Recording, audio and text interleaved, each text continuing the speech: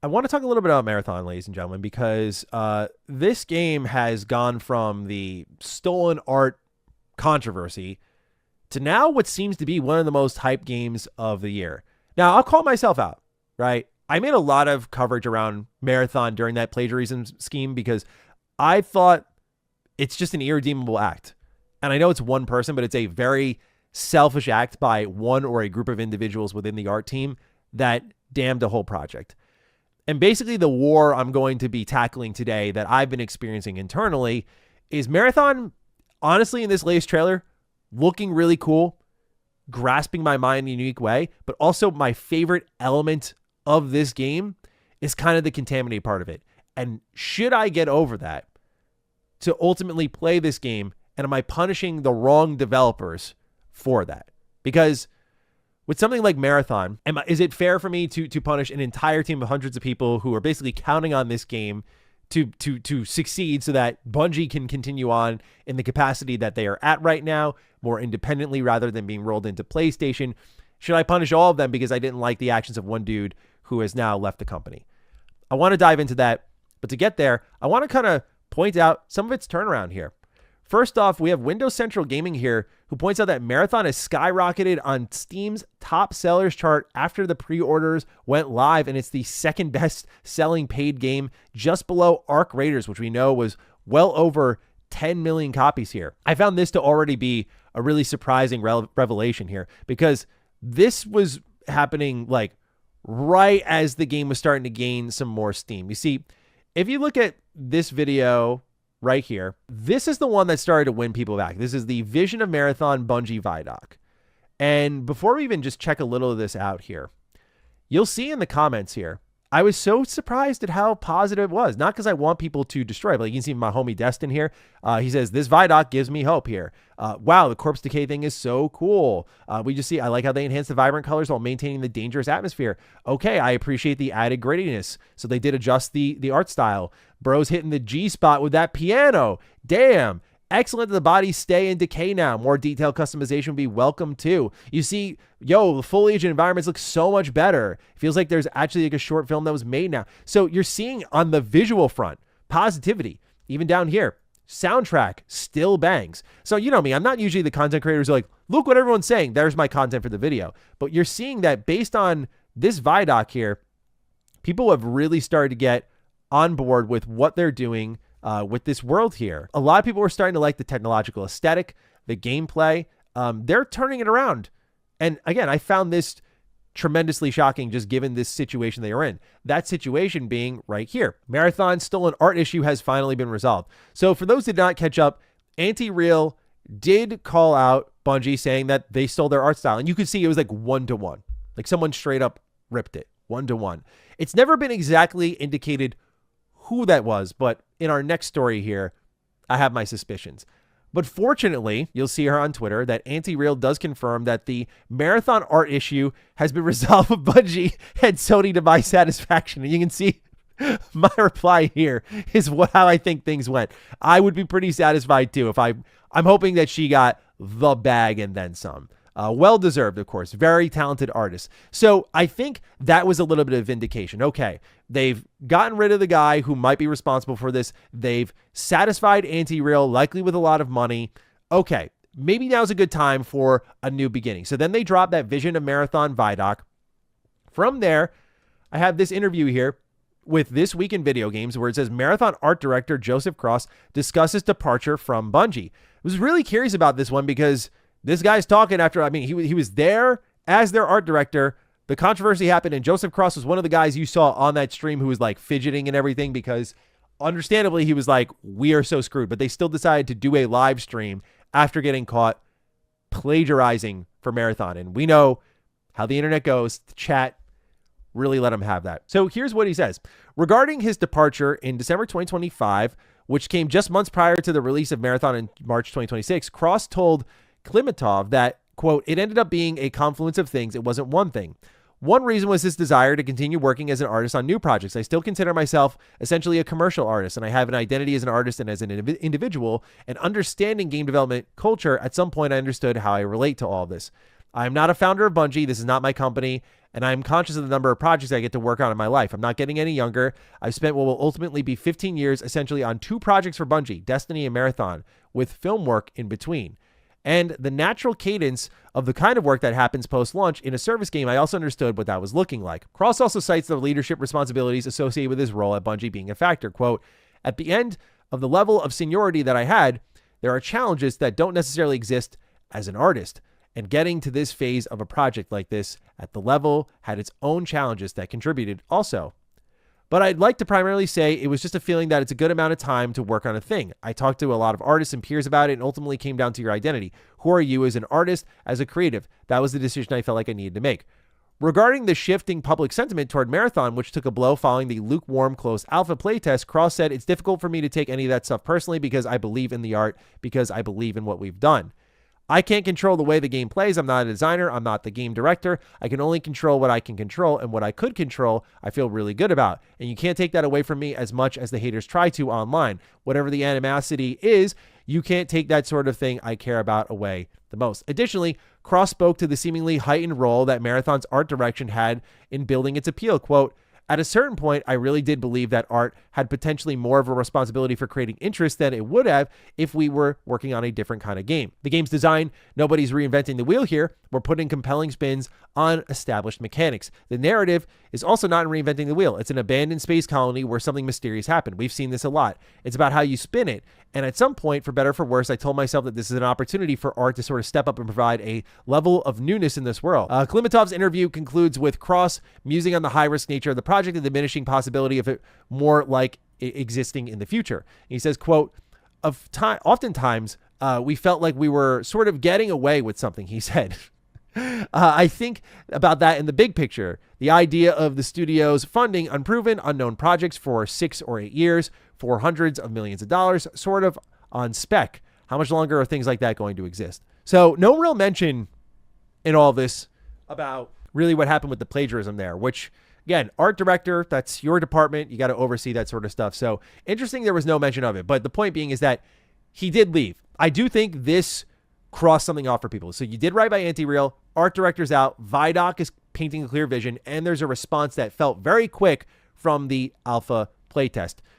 The pressure's on Marathon still, though, because if that all wasn't enough there, we see that Sony has said Bungie hasn't brought in as much money as it thought it would when it bought developer as Destiny 2 falls off a cliff. Here's the exact quote from Lin Tao. Quote, regarding Destiny 2, partially due to the changes in the competitive environment, the level of sales and user engagement have not reached the expectations we had at the time of acquisition of Bungie. While we will continue to make improvements, we downwardly revised the business projection for the time being and recorded an impairment loss against a portion of the assets at Bungie.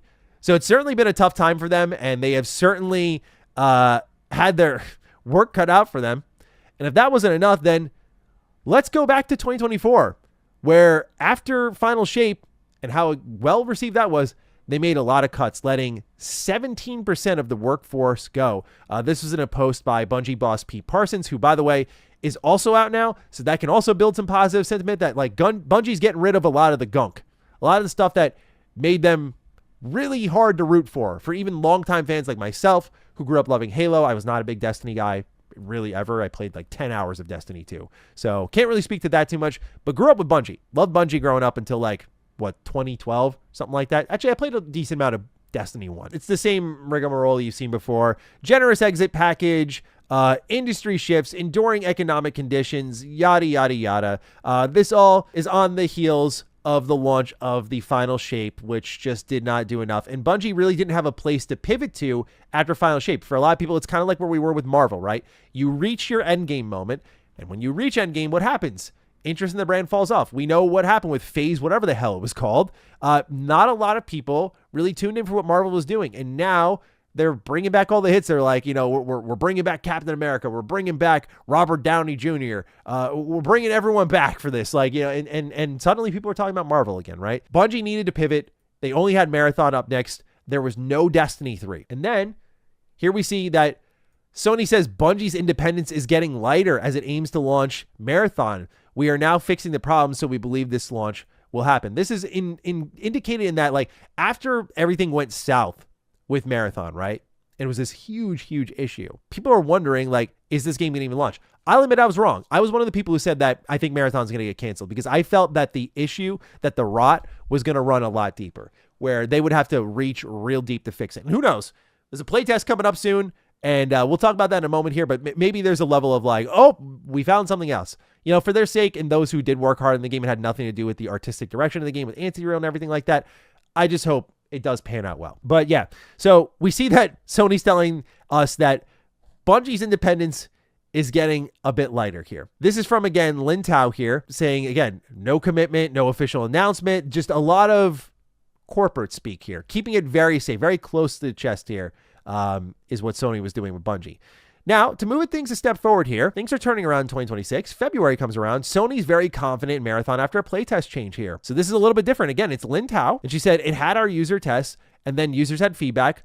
What were the good points and not good points? Such feedback we have taken in consideration and modified it. This time around, after the modification, we are very confident for it to release on March 5th. Tal had also previously told investors that Sony is fully dedicated to launching Marathon within the current fiscal year, which ends on March 31st, 2026. She also addressed a subsequent query regarding the importance of having a live service portfolio. And what is most important for us is that live service is recurring revenue. So this is why, like, by the way, for those of you wondering, like, will there ever be another Concord for PlayStation? Why shouldn't they cancel something like Fair Games? It's because they don't want to. They're gonna give it a shot because if one of them hits, that's all they need. If it becomes a hit, then for years it can bring in revenue. If it doesn't become a hit, then no revenue. Well said. If it's going to give us constant amount of revenue every year, that's the merit of having a hit live service. I forgot she even said this. This is so unfucking believable to me. It's not that we want to have too many of them. That's not what we want to have. So the ideal is a AAA and live service games would become integrated into our portfolio. So that's why they wanted to stick with Marathon. I think for PlayStation, the main reason they bought Bungie was they're trying to crack into that live service genre. They were their best chance at doing that because when PlayStation bought Bungie, Destiny 2 was doing its thing, riding high. Easy investment. Let's get to the conclusion of this conversation here. We learned with this latest trailer here that just debuted at the State of Play that Marathon's getting a server slam beginning February 26th, 10 a.m. Pacific time, and it's going all the way to March 2nd, 10 a.m. Pacific time. And so you'll be able to jump in on Steam, PlayStation, Xbox, cross-play, cross-save. So all the changes that you've seen, all that you've heard about, everything from the Vidoc, everything is going to be here. And we're going to go ahead, check this thing out, and maybe it'll ramp up a little chatter for the game. Here's where I want to answer the question that's been thrown my way a lot. They're like, Matt, are you going to play this? Matt, are you going to review this? Like, I'm not going to sugarcoat it. I'm very conflicted. I don't know if I have a really good answer because I did speak very loudly on the stolen art issue. And it seems like, and I don't want to be like a follower in this case because I think that's like the last thing you want to do is like, just what's everyone else doing? But I do detect that there is a little bit of a sentiment of like, okay, forgiveness is kind of in the air. At the same time, Bungie has had an issue with plagiarism. Does this mean I need to swear off all their games? That's an interesting part of the conversation because I think of companies of games I have played before. Ubisoft, Activision. There were claims of like sexual harassment, toxic leadership, that sort of shit, right? That we don't want to see in game development. But I still played those games because my belief then was, am I really going to punish like the level designer or the programmer who had nothing to do with all this stuff, who still want their job and who are making a game that's compelling to me because someone fucked up really badly? So that's where I kind of find myself again, except with Marathon and his visual identity. I think the difference is like when there's toxic work leadership, it's just as bad, right? But you don't feel that or see it. It's not like in actively the product itself. But when there is a level of feeling like, okay, is what I'm looking at, which happened, at least for me with Marathon, happens to be the most compelling part of the project. Like, I love Bungie first-person shooting, of course, no duh. That's like what they're known for. Music and atmosphere is also another thing, of course, no duh. But their art style, to me, in a day and age where I feel like a lot of games look very similar, the main thing I thought about with Marathon that appealed to me was, wow, this looks different. So the thing that attracted me the most and why I was so strong, I'm like, I don't want to play this, is because it happened to be the most controversial part of the game now. And it's not like that's gone. But again, I see forgiveness is in the air, and I'm just tossing and turning like, is it ultimately something that I want to play? I can't lie. I do look at the recent trailer that we got at the State of Play, and I go, that was really good. That captured my mind in the right way. I even said it when we streamed it. I said, you know what? That looked really good. The music, the atmosphere, the creepiness, the mystery. This is capturing my mind. The reason I didn't play a lot of Arc Raiders is Arc Raiders is a ton of fun. The AI is beyond impressive, but the universe didn't quite capture my mind as much as I wanted to. But Marathon does. So I'm leaning in this direction. I'm going to try it out during the server slam. I'm going to keep an open mind because I see a lot of others have kept a very open mind. I want to try it out, and if I like it, then I'll play it at launch, right? But I am going in with a level of resistance. I am fighting with myself the whole time. And I'll be curious what the audience is saying as well when I catch up on chat and comments and that sort of stuff. But for me, Marathon, this is where I've settled. The server slam is perfect for people like me. Like, hey, we know how you feel. Here's a preview weekend. Come check it out. See how you feel about things. And so that's where I've landed. I will try. I went from I am not going to touch Marathon to, okay, they've made a lot of active efforts in a very short period of time. And it went from a game I thought would never see the light of day to a game that's kind of ameliorated all of those concerns to one extent or another. And the public sentiment seems to be in a spot where it's like, okay, can I join in the forgiveness? Should I? Or is this going to end up biting me again? Because I think plagiarism is a very serious accusation, especially when you're a big, prominent AAA studio like Bungie. And when you combine that with repeat offenses, that's where it gets messy. It's like, oh, if this is a one-time thing, I'm fine just being like, okay, this is a really bad issue here, but I can forgive you. But when it was like with the Nerf guns and so many different aspects of Destiny 2 have had these issues, that's where it just becomes like, I feel I'm being a little vulnerable going in. But I think the server slam is perfect. It's not full 110% investment. It's enough to dip my toe in the pool, see what's going on here. So that's how I'm approaching Marathon, ultimately. Because I do think the game does look cool, ultimately. It does look cool. So we'll see. And I'd be curious to know what everyone else is thinking, if they're actually going to check out Marathon, because I think I'm going to.